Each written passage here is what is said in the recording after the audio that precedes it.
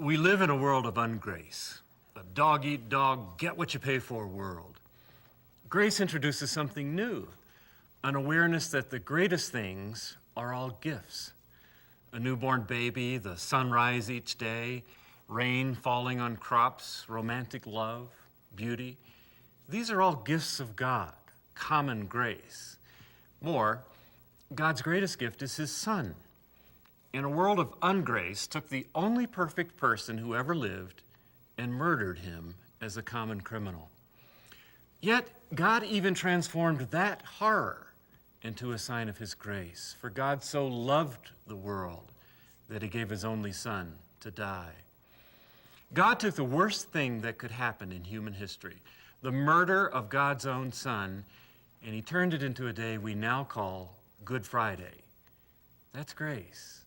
In the cross of Jesus, God declared a ceasefire with the human race. I will bear the pain, God said. I will do this thing in order to get my family back. Christians have not always perfectly demonstrated that kind of grace, as we've been discussing throughout this series.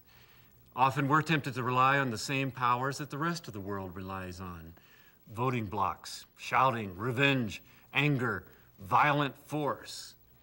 But the most powerful force that any of us can ever show is the same force that Jesus showed, sacrificial love. Jesus never expected those people who followed him to perfect the world. In fact, think of the images that Jesus used to describe the kingdom of God. It was not like other kingdoms with an army and fortified borders. It works invisibly, crossing borders, infiltrating, transforming from the inside out. The kingdom is like a sprinkling of salt on meat, Jesus said. You don't need a bucket full of salt to preserve a pound of meat. A mere sprinkling will do. He said God's kingdom is like a bit of yeast in bread.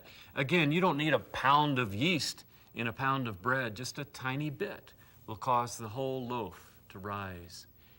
The kingdom is like the smallest seed in the garden, but if you plant it, it'll sprout. It will grow into a great tree, so lush and shady that the birds of the air come and nest in its branches. That's how the kingdom of God works, Jesus says. That's how the church works. We are called to demonstrate sacrificial love to the world, to dispense God's grace. But the world doesn't deserve it, you might say. And that's the point of grace. No one deserves it. It's free of charge, a gift of God, a counterforce against revenge and violence and evil.